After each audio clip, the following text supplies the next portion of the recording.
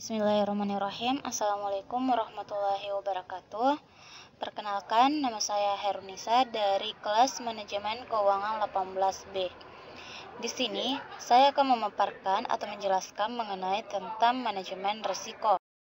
Risiko adalah segala proses kegiatan yang dilakukan semata untuk meminimalkan bahkan mencegah terjadinya risiko perusahaan.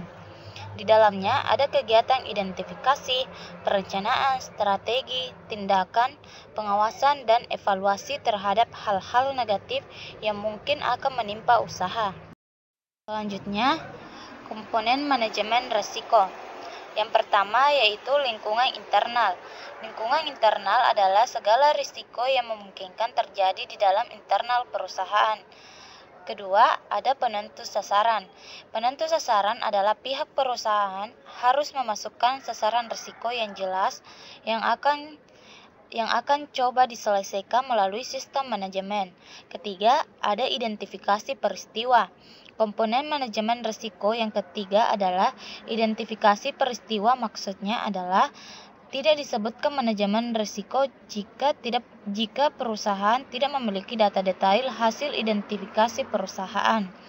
Keempat, ada penilaian risiko. Manajemen perlu melakukan analisis mengenai dampak yang mungkin terjadi akibat risiko dengan dua perspektif, yaitu likelihood atau kecenderungan atau peluang, dan impact atau besaran dari realisasi risiko. Yang kelima, ada tanggapan risiko, yaitu respon dari tanggapan tersebut bisa dalam bentuk menghindari risiko, mengurangi risiko, memindahkan risiko, dan menerima risiko.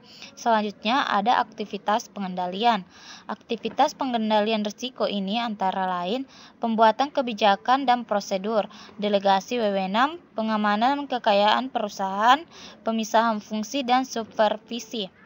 Selanjutnya ada informasi dan komunikasi. Aktivitas ini berfokus pada identifikasi informasi dan menyampaikannya kepada pihak terkait melalui media komunikasi. Selanjutnya ada pemantauan atau monitoring. Monitoring adalah komponen terakhir dalam manajemen risiko. Proses pemantauan dilakukan secara terus-menerus untuk memastikan setiap komponen lainnya berfungsi sebagaimana. Selanjutnya ada jenis-jenis manajemen risiko. Yang pertama ada manajemen risiko operasional.